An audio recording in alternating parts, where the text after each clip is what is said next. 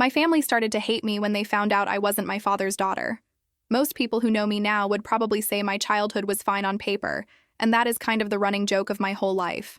We had a house in a quiet neighborhood, the bills were paid on time, there was always food on the table for the photos and the holidays. And my parents loved to tell anyone who would listen that they were raising strong kids with good values. From the outside, it looked like one of those generic family pictures you get in the frame when you buy it at the store. No one could see that I was the part of the picture everybody inside that house wanted to crop out. Back then, I did not know there was a secret. I just thought my father was strict, my mother was anxious, and my brothers were mean in the way brothers usually are. I did my homework, tried to get good grades, stayed out of trouble as much as I could, and told myself that if I just behaved perfectly, things at home would stay at least predictable. I was 10, the night that lie exploded in my face. I remember I was sitting on the floor of my room, coloring in this little notebook I kept hidden under the bed, when the yelling started downstairs. Not normal bickering, not the sharp voice my mother used when my father forgot to take out the trash. This was something else. This deep, shaking kind of shouting that made my chest tight before I even understood the words. At first, I tried to ignore it, because that was the rule. Kids did not get involved in adult issues. But the volume kept going up, and my name suddenly came flying up the stairs attached to a sentence that did not sound real. I heard my father say that I was not his, that I was proof that my mother had cheated on him, that he had wasted 10 years raising someone else's mistake. I froze so hard my hand cramped around the marker. My mother screamed back that it was complicated, that it had been one stupid night, that she thought the other man was gone, that she was sorry. I did not understand half of it.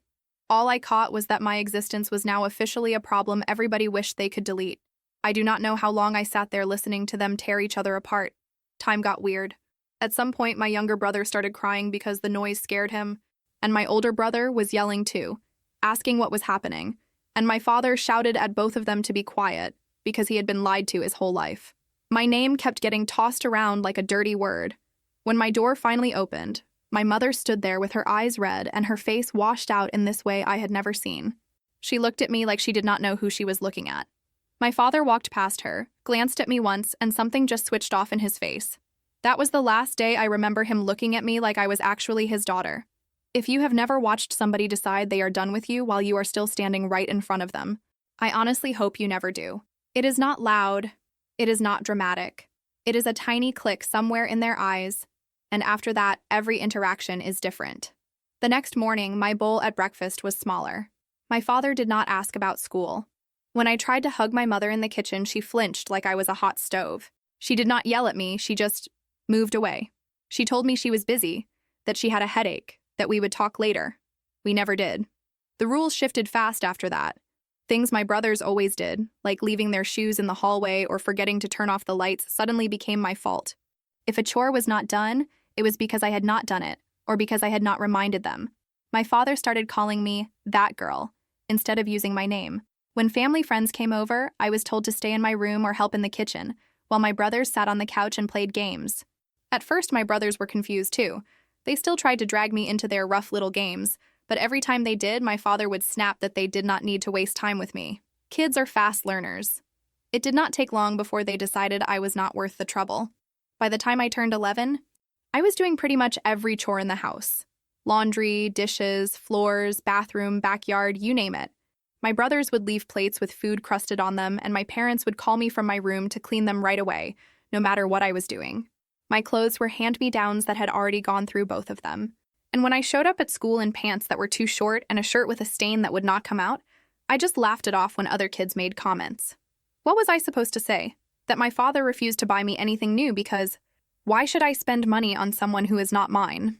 Yeah, no, that does not exactly fit into normal cafeteria conversation. I know it sounds dramatic, but the part that messed me up the most was not even the physical stuff at first. It was the way the house changed temperature depending on who I was around. If my brothers broke something, my father would look at me and ask why I had not stopped them. If my mother miscounted the grocery budget, she would snap that it was my fault because I ate too much cereal. I started shrinking myself, moving quieter, breathing softer, hoping that if I occupied less space, they would forget I was there. Spoiler, they did not. They just found new ways to make sure I knew exactly how unwanted I was. Then came the basement. We did not call it a basement. We called it downstairs storage when I was little, like it was just a place where old furniture went to die. After the truth came out, it turned into my main address whenever my father decided I had screwed up. The first time he locked me down there overnight, I was 13. I had forgotten to switch the laundry from the washer to the dryer, and a load of his shirts smelled musty. He grabbed me by the arm, dragged me down the stairs, shoved me inside, and clicked the lock while I was still trying to apologize. It was cold, smelled like damp concrete and dust, and the only light was this weak bulb that buzzed like it was annoyed to be there too. I sat on an old blanket and told myself it was just for a few hours, that in the morning things would be fine again. Then I heard the television upstairs and my brothers laughing, and my mother telling them to keep it down, not because of me, but because the neighbors might hear. I cried quietly for a while and then stopped, because even the sound of my own sobbing made me nervous that he would come back and be mad I was not being grateful enough. I started scratching tiny marks into the wall with a nail I found, just to keep track of how many times I was sent down there and how long it lasted. It felt like the only thing I had any control over. Those nights in the basement got longer. First it was a few hours, then a whole night, then weekends. If I burned dinner, basement. If my brothers fought and one of them got hurt, basement. If my mother cried and my father needed someone to blame, basement. I thought about running away so many times I lost count. I would imagine grabbing my backpack, sneaking out the back door, walking until my legs gave out, finding some kind stranger who would take me in. But every time I stood in front of the back door for real, with my hand on the knob, I would hear my father's voice in my head talking about what happens to girls who run away, how no one wants them, how they end up in situations worse than anything they could imagine. I did not know if he was right. I just knew I was too scared to test it. Things kept getting worse in small, ugly steps until one afternoon when everything went from bad to absolutely insane. I was 15, washing dishes after dinner. My hands were pruned and I was tired, but there were still pots left in the sink because my mother had decided she was too exhausted to cook and had left everything to me. One pan slipped out of my soapy hands and a glass on the counter tipped over and smashed on the floor. The sound of it breaking felt like a gunshot in that quiet kitchen. I froze. Because of course I did. Within seconds, my father stormed in like I had set the house on fire. He started yelling about how I could not do anything right, how even the simplest tasks were too much for me, how I was ungrateful and useless. Something in me snapped before I could stop it. Maybe it was all the nights in the basement. Maybe it was being blamed for everything since I was 10. Maybe it was just the wrong day. I looked at my mother, who was standing in the doorway, and I said, "I did not cheat on anyone. I did not lie to anyone. I did not ask to be born.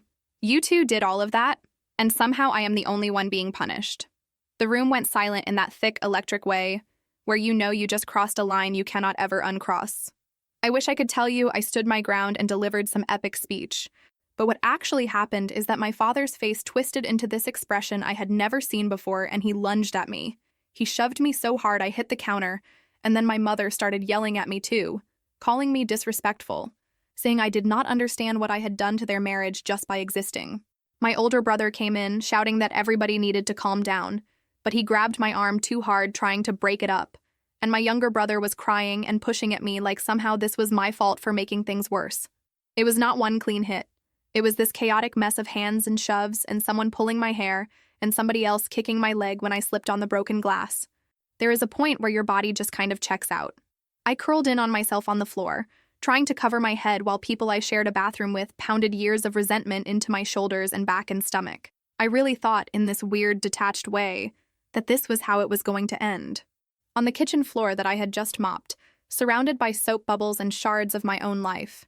Then there was a burst of cold air and someone yelling from outside, and for a second I thought I was imagining it, until I realized the front door was open and the neighbor from across the street was shouting my name. He had heard the screaming and came over. He saw me on the floor bleeding from somewhere I could not even pinpoint, and my father standing over me. The neighbor started yelling to call for help.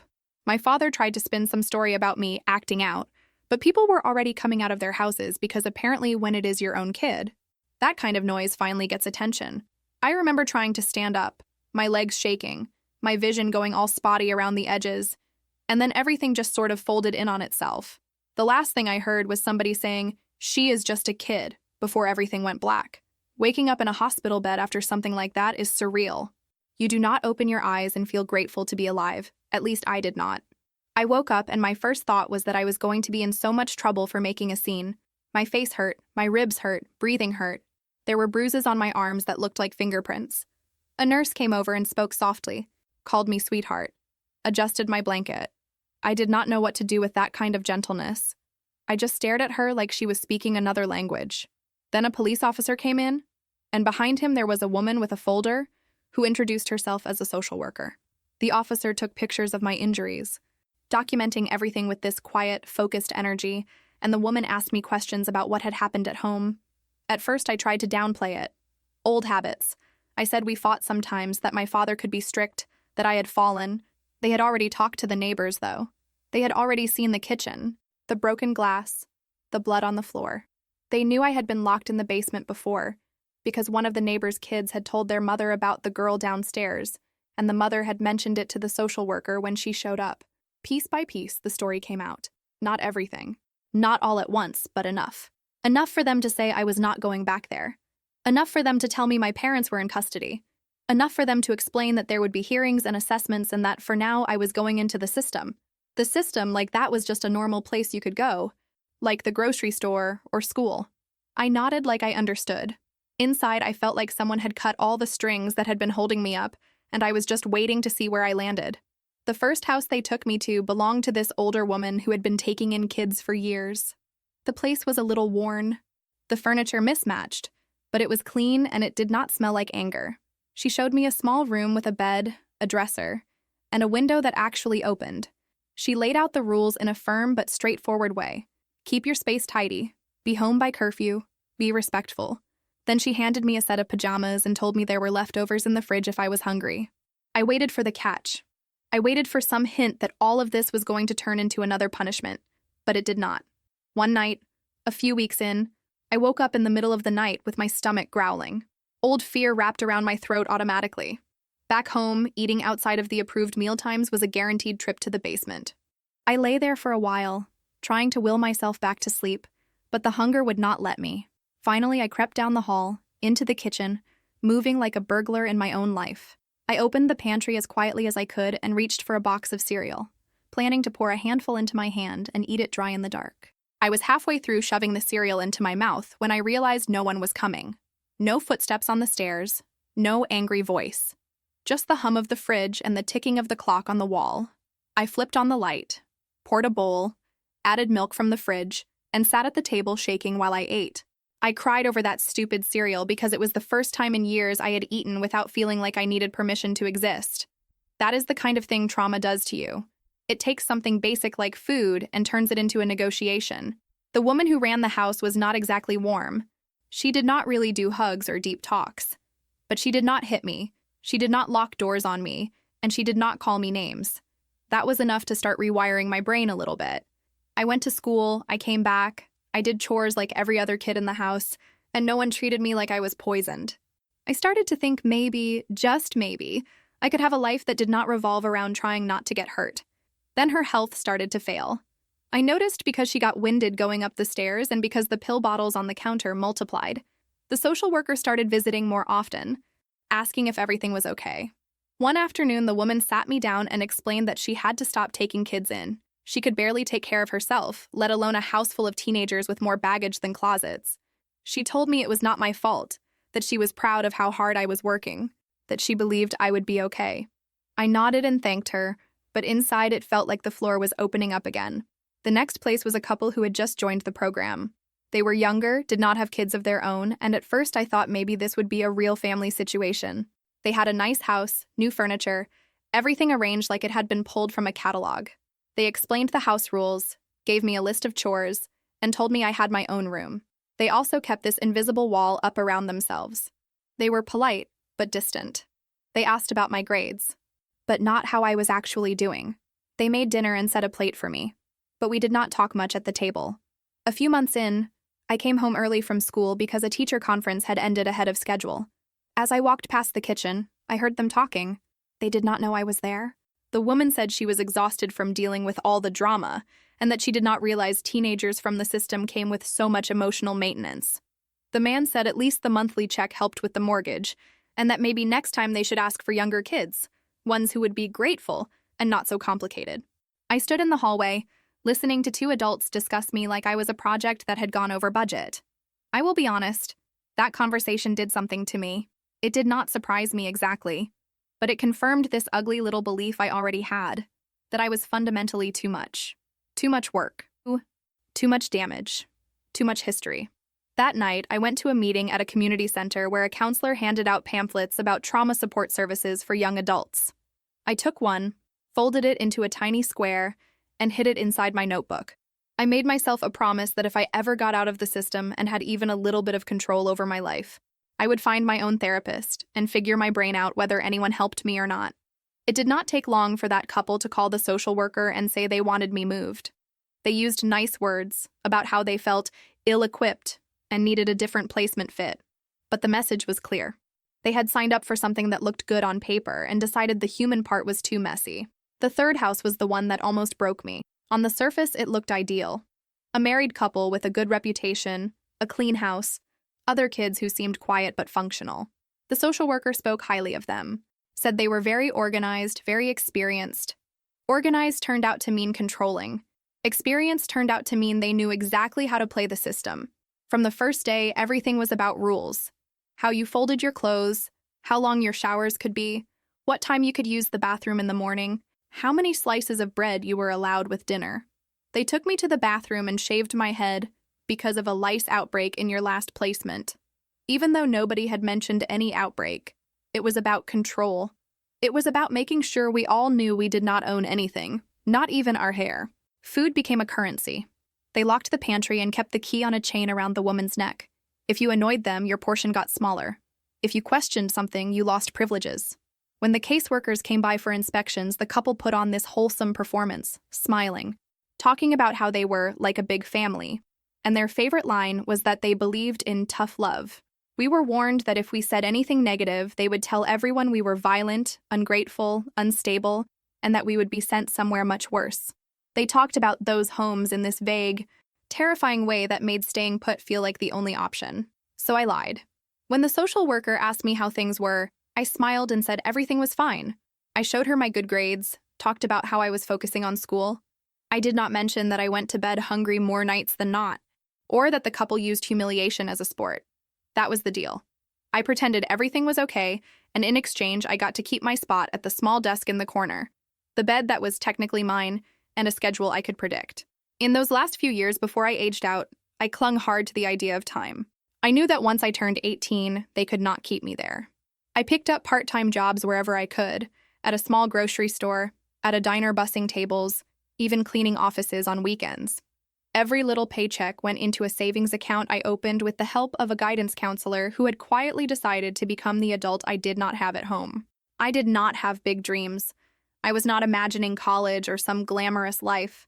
My vision was simple: a room with a door that only I had the key to. When I turned 18, I packed everything I owned into 2 trash bags and a suitcase. A couple of the other kids hugged me and told me to keep in touch. The couple who ran the house gave me a stiff handshake and a generic card about new beginnings. I walked out of that house and did not look back.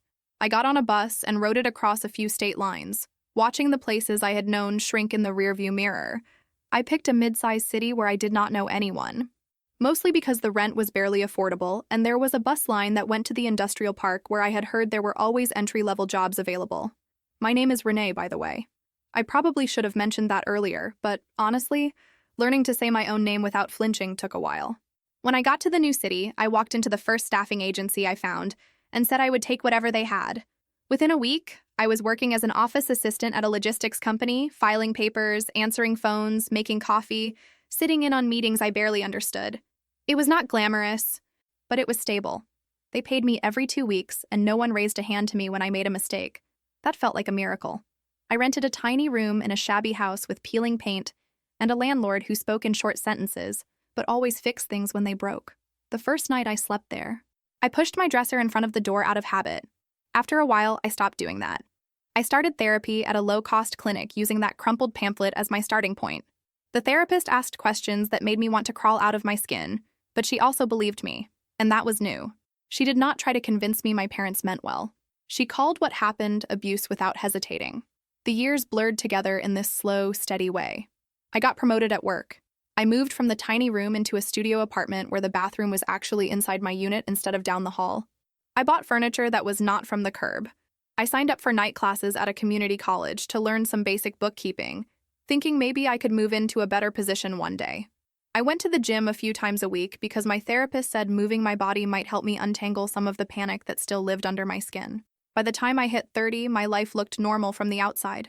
Honestly, it felt almost normal from the inside too, on good days. I had a small circle of friends from work, people who invited me to birthday dinners and happy hours and game nights.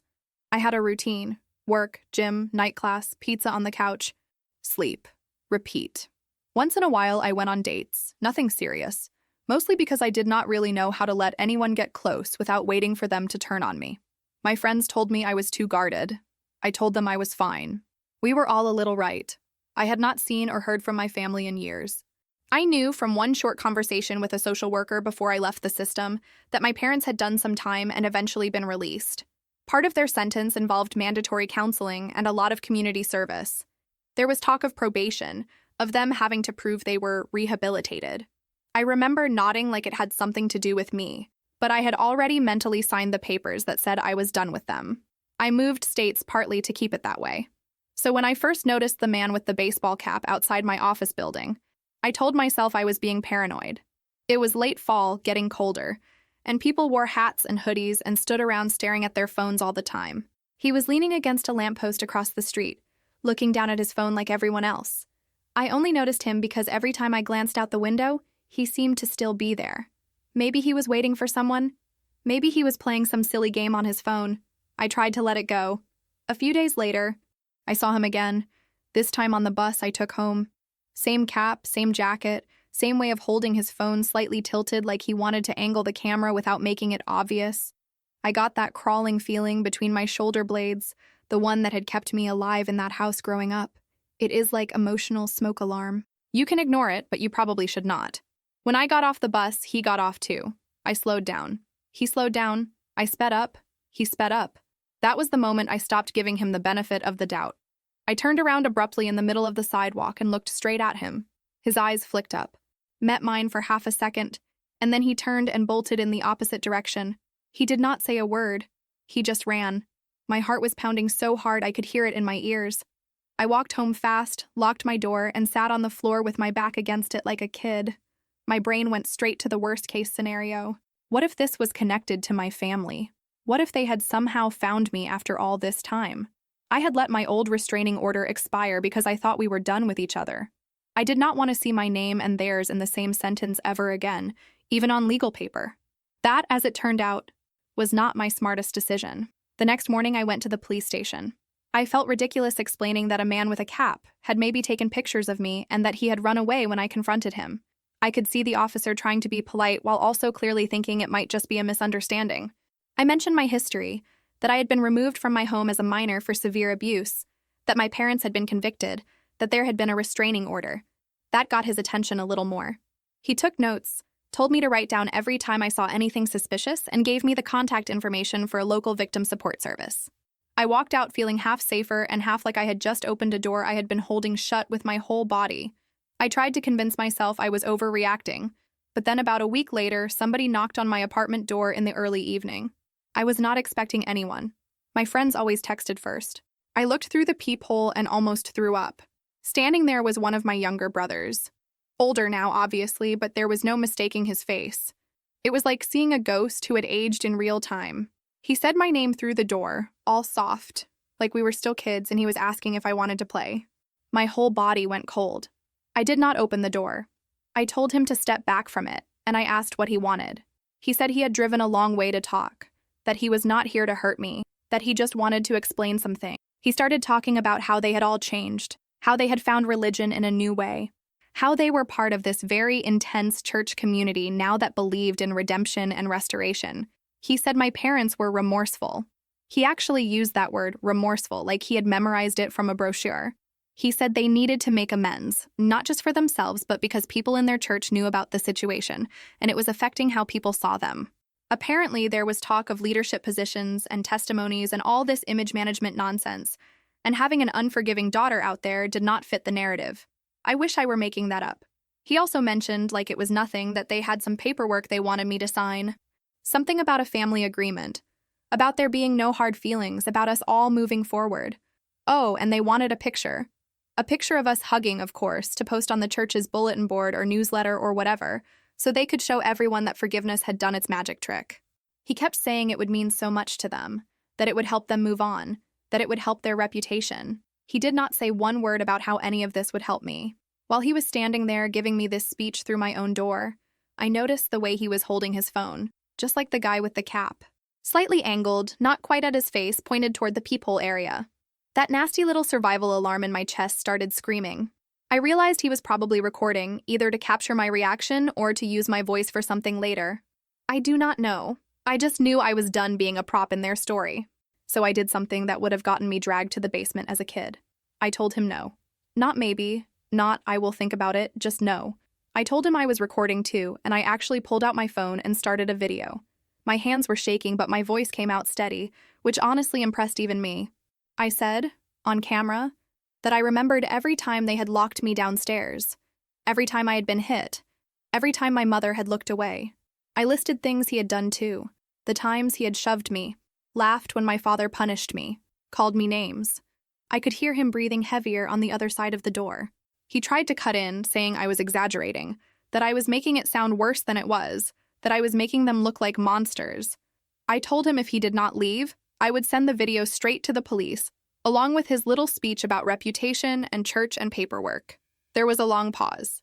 Then he called me ungrateful because of course he did, and said I was choosing bitterness over healing. I told him he was choosing optics over accountability. Then I heard his footsteps going down the hallway. I did not sleep that night. I kept the light on and sat on the couch with a mug of tea that went cold in my hands. Every creak in the building made me jump. By morning, I knew I could not stay there. It was my apartment, my lease, my life, but if they had found this address, they could come back any time. And I believed him when he said they were invested in the way they look to other people. People like that do not let go easily. I called my landlord and told him as much of the truth as I could get out without breaking down. I told him my family had found me after years, that there was a history of violence, that I had a video of my brother at my door trying to push me into signing something, that I was terrified they would show up again. He surprised me. He did not tell me I was overreacting or that it was not his problem. Instead, he asked if I had documentation. I sent him copies of the original court records I still had, the hospital photos, the information from the social worker, the police report I had filed about the man with the cap, and a clip of the video at my door. He called me back and said he had checked with a tenants' rights organization. In our state, there were protections for victims of domestic violence that allowed them to break a lease without penalty if staying put was unsafe. He told me he would sign whatever forms I needed. He even offered to write a letter for the next landlord explaining that I had to move quickly for safety reasons, not because I was irresponsible. I cried after that call, not out of sadness, but because someone in a position of power had chosen to help instead of hurt. It was a new experience.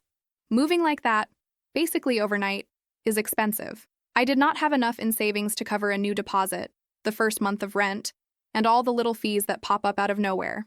When I told two of my closest coworkers what was going on, they did not hesitate. They showed up with boxes and tape, helped me pack, and when they realized I was short on cash, they quietly covered part of the deposit as a loan with no deadline.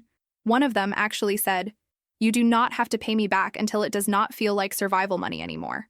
People underestimate how healing that kind of sentence can be. In the middle of all that chaos, I went back to the police and filed for a new protective order. This one named every single member of my family of origin, not just my parents. I handed over the video of my brother at my door, my statement about the man with the cap, and everything from the old case. The officers took it seriously this time. Maybe it was the documentation. Maybe it was the way my hands shook, even though my voice was steady. Either way, they moved faster than I expected. Within a couple of weeks, I had a fresh order in my hands that said, in legal language, that these people were not allowed to come near me, my home, my workplace, or my friends. I found a new apartment across town in a building with better security and neighbors who actually paid attention to who came and went. I did not give anyone my address unless I trusted them with my life. I updated my information at work, but asked them not to change my public records. I got a post office box for anything that needed a mailing address that was not my actual home. It felt paranoid and exhausting, but also like putting locks on doors that should have had them years ago. For a little while, things were quiet. I went back to my routines, though everything felt slightly tilted. I checked over my shoulder more. I scanned crowds for familiar faces. I carried pepper spray in my pocket and my phone in my hand. My therapist and I spent entire sessions just talking about safety plans and grounding exercises for when the panic hit out of nowhere. I told my friends they were allowed to think I was overreacting as long as they helped keep an eye out anyway. Then one afternoon, I was at work, sitting at my desk answering emails, when one of my coworkers came over looking tense. She said there were two men standing across the street staring at the building, and she thought I might want to know. My stomach dropped. I went to the window and peeked out from behind the blinds. There they were, my brothers. The older one, who had technically saved the younger kids by taking temporary custody all those years ago, and the one who had been at my door. I did not go outside. I did not confront them. I stayed where I was and told my supervisor, who did exactly what I needed him to do. He called the police. While we waited, my coworkers took turns watching through the window, describing what the brothers were doing. They were pacing, looking at the entrance, checking their phones. When the officers pulled up, the brothers tried to walk away like they had just been taking a stroll. It did not work. The officers stopped them, checked their IDs, and then checked the system. The restraining order popped up like a neon sign. The brothers tried to say they were just in the area, that it was a coincidence, that they had not known I worked there. The officers did not buy it. They found, on the older brother's phone, a bunch of photos of me taken over the past few weeks, in front of my old apartment, walking from the bus stop, leaving the gym, standing outside the office building. Somehow seeing those photos was almost worse than the beating in the kitchen. It meant they had been watching me live a life I had built from scratch, treating it like a show they could turn on whenever they wanted. The officers arrested them for violating the order and stalking. My coworkers stood with me while I gave my statement again, this time in a conference room that usually hosted budget meetings. It felt surreal talking about the basement and the glass and the hospital in the same room where we had once argued about office snack budgets. But that is real life, right? The worst things do not happen on dramatic stages. They happen between spreadsheets and coffee breaks. After that, my friends refused to let me walk to my car alone. One of them, along with his girlfriend, made it a whole routine. Every evening we would leave together, walk to the parking lot, and wait until I was locked in my car and driving away before they left. If I had to work late, they stayed late too. We started calling it the escort service, as a dark joke. But underneath the humor was this solid layer of care I did not quite know how to accept without crying. You would think that would have been enough to scare my family off. Arrests, charges, a clear message that the law was not on their side this time. You would be wrong. A few weeks later, on a night that had been long but otherwise normal, my friends followed me home as usual. They parked on the street in front of my building while I went inside. I locked the door, dropped my bag by the couch, and was just about to text them a quick thank you when the knocking started. It was not polite knocking. It was loud, insistent, the kind that makes your heart jump before your brain catches up. I peeked through the peephole and almost stopped breathing. It was not just my brothers this time. It was the whole set. My father, my mother, both brothers. All of them lined up on the walkway of my apartment building like some twisted family portrait. My mother was crying already. My father had that hard, set jaw he always got before he punished someone. And the brothers looked angry. Not sorry. They were not supposed to be there. The restraining order made that very clear. I backed away from the door, grabbed my phone, and called the emergency line while they kept pounding and shouting my name. They started with the soft lines, the "we just want to talk," and "be reasonable," but it escalated fast into accusations. They yelled that I was ruining their lives, that I was exaggerating, that I was turning family issues into legal drama. They said I was being used by outsiders who did not understand our culture, which was a wild way to describe the culture of locking a child in a basement. Meanwhile, my friends in the car had seen them arrive. They started recording from outside, filming the whole scene from their angle. One of them called the emergency line too, giving a description of the situation and reminding the dispatcher about the restraining order.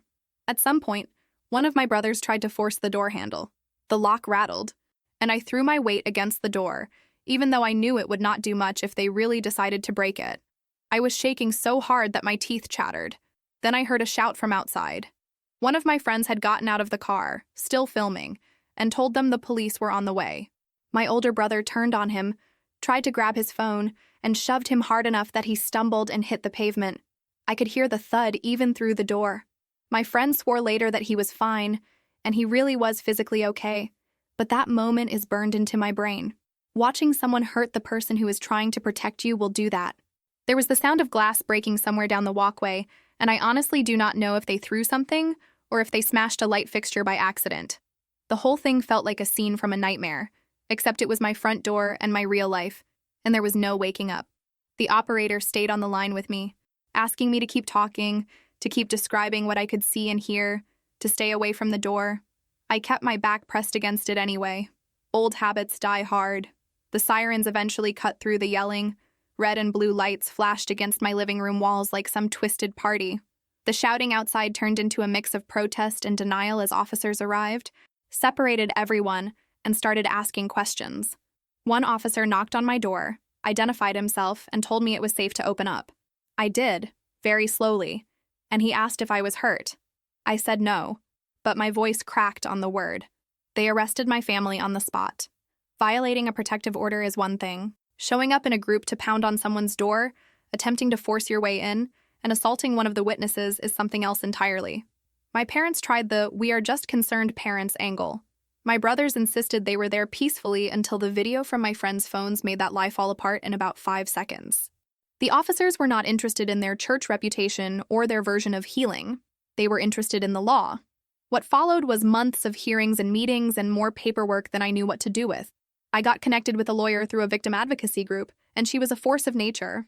She helped me navigate the criminal cases against my family for the violations, the assault on my friend, and the attempted break-in.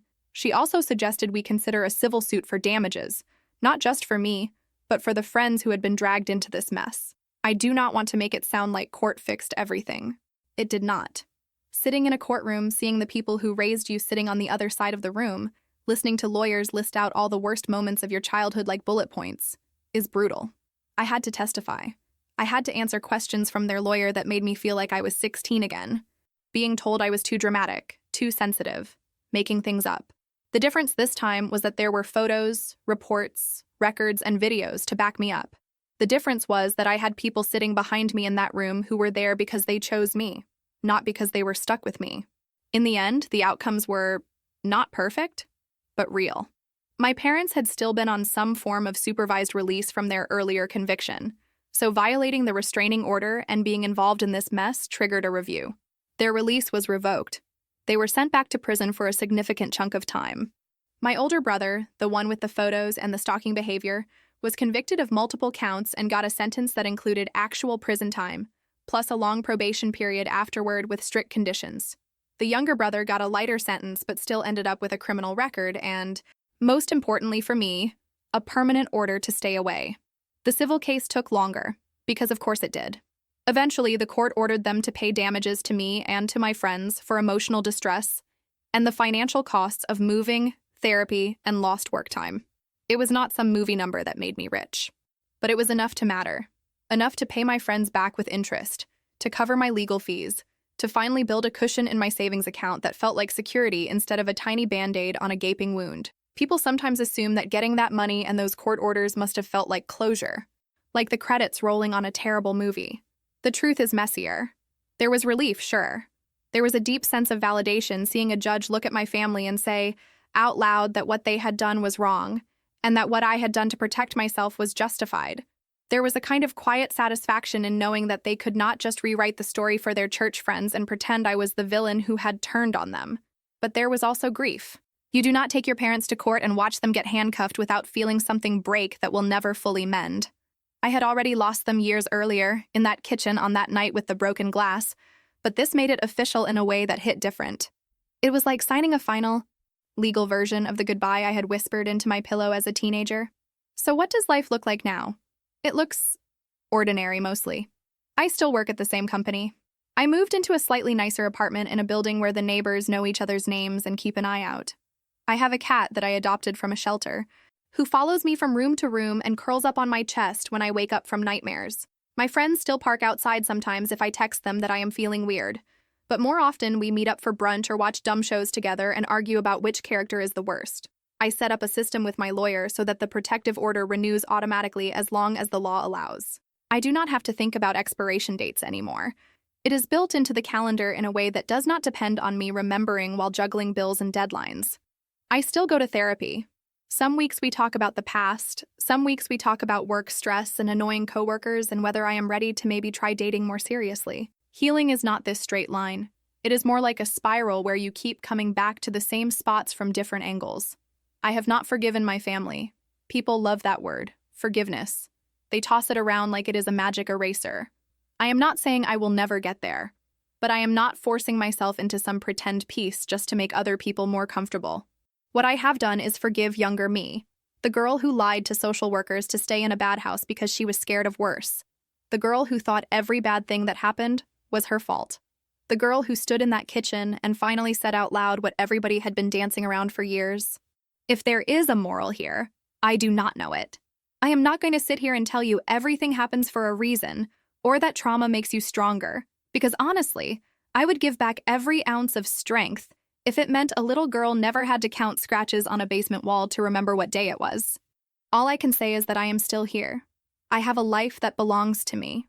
I have people in it who choose me regularly, without any blood ties or church reputation on the line. Some nights, when I am closing up the curtains and turning off the lights, I still catch myself listening for footsteps that are not there. I still freeze when someone knocks on my door unexpectedly. I still have to remind myself that I can look through the peephole and decide not to open the door, and that this choice will be respected, not punished. It is a strange thing, learning how to live like a person instead of a problem. If you had told 10-year-old me that one day I would be sitting in a quiet apartment in another state, drinking tea that I bought with my own money, typing out my story on my own old laptop with a sleepy cat snoring beside me, I would have thought you were confusing me with someone else. Someone luckier. Someone more deserving. But here I am. Not because anyone rescued me in some dramatic way. Not because my family had a sudden change of heart. But because little by little, with a lot of help and a lot of messy decisions, I chose to walk away and keep walking, even when the past tried to drag me back. Sometimes I still feel like that kid in the basement, counting marks on the wall and waiting for the door to open. The difference now is that when the door opens, I am the one who decides whether anyone gets to come in. I know this is a lot to unpack, but that really is how it felt living through all of it. And sometimes I still catch myself replaying small details in my head like it all just happened yesterday. Little things will set it off, like the way a cupboard door closes too loud, or the hum of an old refrigerator that sounds a little too much like the one in that basement. I can be in the middle of some totally normal adult task, paying a bill online or picking out laundry detergent at the store, and out of nowhere my brain will throw up some dusty snapshot from years ago that I did not even realize I still had filed away. Sometimes it is the look on my father's face when he decided I was not his anymore. Sometimes it is the sound of the lock clicking on the basement door. Sometimes it is just the way my hands used to shake when I reached for a plate, afraid of dropping it. I wish I could tell you that time erased all of that, but it did not. Time just layered new memories on top so the old ones are not the only thing playing on a loop. I talk about all of this in therapy a lot, not in some dramatic, lying on a couch way, just sitting in a small room with ugly chairs while a woman with kind eyes asks me questions that make me roll my eyes and then cry 10 minutes later. We go over the same stories from different angles, like turning a glass in the light to see where it is cracked. Sometimes I get annoyed and tell her I am tired of talking about the past, that I just want to be a normal person who complains about work and bad dates and the price of groceries. She always reminds me that I am allowed to do both, that surviving what I survived and wanting a regular, boring life are not mutually exclusive. Honestly, that has become one of the weirdest parts of my life now. Balancing the version of me who wakes up sweating from a nightmare about the basement and the version of me who argues with a coworker about whose turn it is to restock the break room snacks. There are days that feel almost peaceful. I get up, feed the cat, drink my coffee, drive to work, answer emails, laugh at dumb jokes in the group chat, come home, watch some mindless show, go to bed. Nothing huge happens. No one screams. No doors slam. The quiet used to freak me out. I was so used to chaos that silence felt like the moment right before a storm. Now I am learning to let the quiet just be quiet. I light a candle, play some music, let the cat bat at a toy on the floor, and remind myself that boredom is not a warning sign. It is okay for a day to be uneventful. It is okay for my biggest problem on a Tuesday to be that I forgot to defrost something for dinner. Holidays are still complicated, though. That is when the leftover grief sneaks in wearing a stupid festive sweater. There are all these commercials about big happy families gathered around tables, arguing about nothing more serious than who gets the last roll. I watch them and I feel this hollow ache for something I never actually had, which is such a ridiculous kind of mourning. You cannot miss what you never got in the first place, right? except apparently you can because my chest still tightens when I see those fake, cheerful scenes. For a while, I tried to pretend it did not bother me. I would volunteer to cover holiday shifts at work so I could just be the office hero and avoid thinking about my own history. Now I am trying something different. I make small plans with people who actually want me around. One year, a coworker invited me to her family dinner, and I spent the whole night terrified I would accidentally knock over a glass and get yelled at. But instead, her aunt just laughed and handed me a towel when I spilled soda on the table. It felt like my brain was glitching, trying to recalibrate in real time. I have this little chosen family now, and I do not use that phrase lightly. Friends who know the whole story, not just the polite version. People who have seen me ugly cry in their car and still text me the next day to ask if I got home safe. One of them grew up in a completely different kind of household, with parents who were strict but loving, and sometimes she will say things like, "My mother would lose it if I talked to her like that." And I have to remind her that losing it in her house meant a lecture, not a fist. Another friend had his own version of chaos. Different details, same tight chest. We trade stories sometimes, not to compete about who had it worse, but to remind each other we are not crazy for the way our brains react to certain sounds or smells. Dating is its own adventure.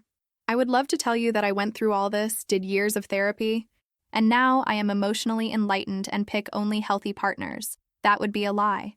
I still catch myself being drawn to people who feel familiar in the worst way, people whose moods shift like weather, people who make my nervous system light up with that old mix of excitement and dread. The difference now is that I notice it faster. I go on a few dates, I hear the way someone talks about their family or their exes, I feel that old tightness in my shoulders, and instead of convincing myself I am overreacting, I listen.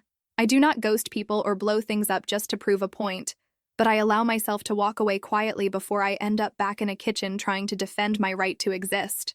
There have been a few kind people too. People who hand me a mug with both hands so I do not worry about it dropping. People who say, "Text me when you get home," and mean it. People who do not get weird when I flinch at sudden movement, who ask gentle questions instead of making jokes.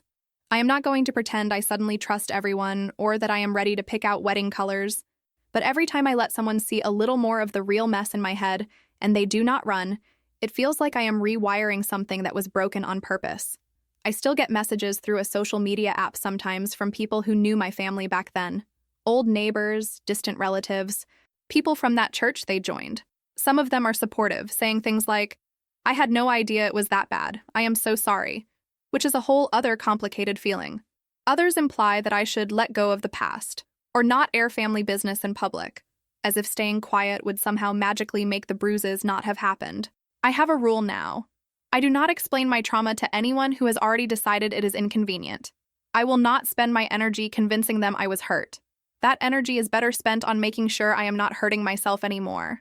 Money from the civil case helped. I am not going to lie. It did not fix my brain or erase the past, but it took some weight off my chest. I paid my friends back. I cleared out a chunk of debt that had been hanging over me. I put some of it into a savings account that I call my emergency exit fund, because just knowing I could walk away from any job, apartment, or relationship if I had to makes it easier to breathe. I set aside a portion for therapy, so I do not have to panic every time insurance changes rules or raises copays. It is not about revenge spending. It is about finally having the basic security my younger self never got. Every once in a while, I think about that girl I used to be, counting little scratches on a basement wall. I picture walking down those stairs as the person I am now and telling her that she was not crazy, that it really was that bad, that she is not weak for being scared. I want to tell her that one day she will have her own keys, her own bed, her own friends who show up with moving boxes and pizza instead of with accusations. I want to tell her that she will laugh again, not in that desperate way kids laugh when they are trying to diffuse tension, but in a way that makes her whole chest shake because something is actually funny. She would probably not believe me. I did not believe adults when they told me things got better. But if I could at least sit with her for a while and let her eat cereal in peace, that would be something. I know there are people who hear stories like mine and want a neat bow on the end. They want to hear that my parents wrote heartfelt letters apologizing and that we all went to family counseling and now spend holidays together in matching sweaters. That is not my story. My parents made their choices over and over again. They chose their pride and their reputation and their version of righteousness. I chose safety, truth, and a life that does not revolve around managing other people's tempers. Those choices are not going to line up into some pretty picture, and I have stopped trying to force them to. I am not saying I never feel anger. Believe me, I do. Some nights it hits me out of nowhere, and I stomp around my apartment muttering to myself about how unfair it all was, and how much time they stole from me. Other nights, the sadness is heavier, and I lie awake, wondering who I would have been if I had grown up in a house where nobody ever locked the pantry or the basement door. But then the cat climbs on my chest and starts purring like a tiny lawnmower, or a friend sends a stupid meme that makes me snort, and I remember that my life is not just a reaction to what they did. It is also built on everything I have chosen since then. I do not talk about the court case much in my everyday life. It is not a secret, exactly, but it is not the first thing I tell people when I meet them. If it comes up, I keep it simple. My family was abusive, I got out, there were legal consequences. If they want more details and I feel like sharing, I will. If not, I remind myself that I do not owe anyone a full tour of my scars to be worthy of respect. It took me a long time to realize that I am allowed to set that boundary. I grew up in a house where my body, my time, my emotions, and even my food were not really mine. Now I am trying to treat my story like something valuable, not a free show. Sometimes, on really good days, I forget for a few hours that I ever lived any other way. I will be laughing in a parking lot with my friends, or dancing in my kitchen while I cook, or reorganizing my closet listening to some random podcast, and it hits me that I feel normal. Not on guard, not braced, not scanning every sound for danger. Just present. Those little pockets of genuine peace are like proof that the work I am doing is not just for show. I am never going to be the person who says, I would not change a thing, because there are a lot of things I would change in a heartbeat if I could. But I am also not going to pretend that the only thing my past left me with is damage. It gave me a kind of radar for cruelty. It made me pay attention to the kids who get quiet when adults walk into a room. It is the reason I donate to shelters and volunteer once in a while at a hotline, listening to people whose stories sound way too familiar. I cannot go back and pull my younger self out of that basement, but I can be one more voice telling someone else that they are not crazy, not ungrateful, not making it up. But those details do not own me anymore. They are just part of the story, not the whole story. I am still writing the rest, one quiet day at a time, and no one gets to take the pen from my hand ever again.